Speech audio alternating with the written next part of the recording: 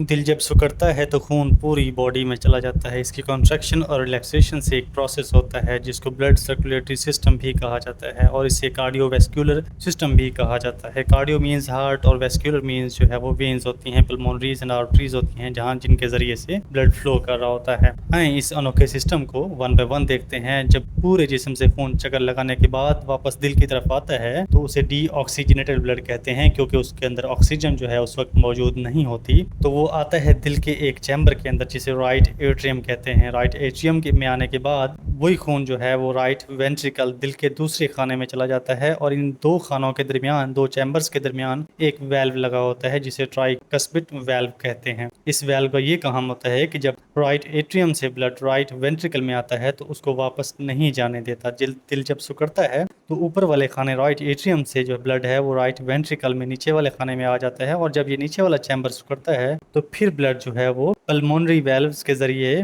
Pulmonary artery में चला जाता है और उसके बाद ब्लड जो है वो लंग्स में चला जाता है। लंग्स में जाने के बाद वहाँ पे एक प्रोसेस होता है लंग्स के अंदर जो at the level of alveoli, छोटे छोटे एल्वुलस होते हैं, गुच्छे होते हैं, वहाँ पे ऑक्सीजन का तबादला होता है। कार्बन डाइऑक्साइड जो है वो बाहर चली जाती है और ऑक्सीजन जो हम सांस जब हम लेते हैं तो सांस में मौजूद, हवा में मौजूद ऑक्सीजन जो है, जो हमें प्लांट्स से मिलती है, दरख्तों से मिलती है, वो हवा के जरिए, सांस के जरिए जब हम इनहेल करते हैं, सांस अंदर खींचते हैं तो वही लंग्स में जाके at the level of alveoli oxygen जो है वो हमारे ब्लड में शामिल हो जाती है, जो कि हमारी एनर्जी के लिए पूरे ब्लड के सिस्टम में जो है वो ऑक्सीजन पूरे ऑर्गन्स को पहुंचती है और पूरी बॉडी को ऑक्सीजन ब्लड के थ्रू पहुंचती है। तो जब ऑक्सीजन ब्लड को मिल जाती है लंग्स में जाके तो फिर वही ब्लड जो है उसे ऑक्सीजनेटेड ब्लड कहा जाता है और फिर वो वापस दिल की तरफ आता है। तो उसके लिए सबसे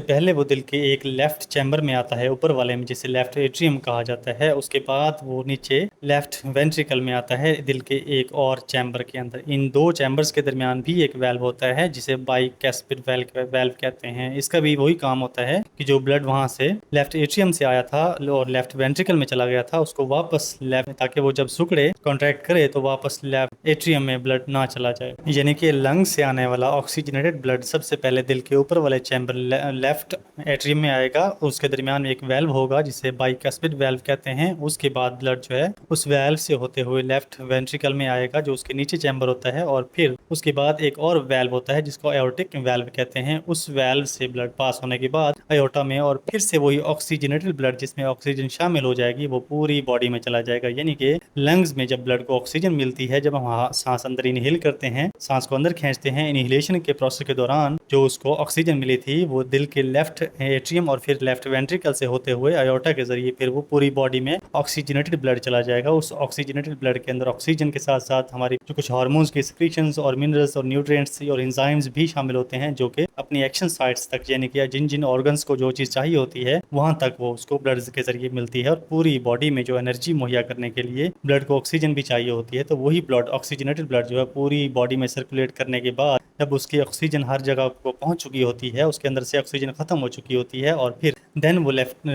हार्ट की राइट साइड में आके जब डीऑक्सीजनेटेड हो चुका होता है, उसके अंदर ऑक्सीजन नहीं होती और फिर उसके अंदर कार्बन डाइऑक्साइड होती है और फिर वो दिल के राइट एट्रियम और फिर राइट वेंट्रिकल और फिर जो है पल्मोनरी आर्टरी के जरिए लंग्स में चला जाता है और फिर वहाँ लंग्स में जाके जब हम सांस बाहर लेते हैं, यानी कि एक्सहेल करते हैं, तो उस दौरान कार्बन डाइऑक्साइड को मुंह से बाहर निकाल दिया जाता है सांस के जरिए और फिर जब हम सांस अंदर लेते हैं, इनहेलेशन करते हैं, तो उस दौरान ऑक्सीजन जो है वो फिर से हमारी जो है हवा में सांस के जरिए लंग्स तक जाएगी और लंग्स में at the level of alveoli वहाँ पे जो ऑक्सीजन होती है वो ब्लड में शामिल हो जाती है। फिर वही ऑक्सीजनेटेड ब्लड दिल की लेफ्ट साइड पे, पहले ऊपर वाले चैम्बर में, लेफ्ट एट्रियम में और फिर लेफ्ट वेंट्रिकल में और फिर इसी तरह एओर्टा से होता हुआ फिर वही ऑक्सीजनेटेड ब्लड पूरी बॉडी में चला जाता है। तो ये है एक होल मैकेनिज्म जिसके जरिए हमारा पूरा जो ब्लड है वो सर्कुलेट करता रहता है बॉडी में और ये सिस्टम जो है ऑक्सीजन बॉडी को मिलती भी है और फिर कार्बन डाइऑक्साइड बॉडी से बाहर भी जाती है। ये सांस लेने के लिए, जिंदा रहने के लिए, दिल की धड़कन के लिए ये बहुत ज़रूरी होता है।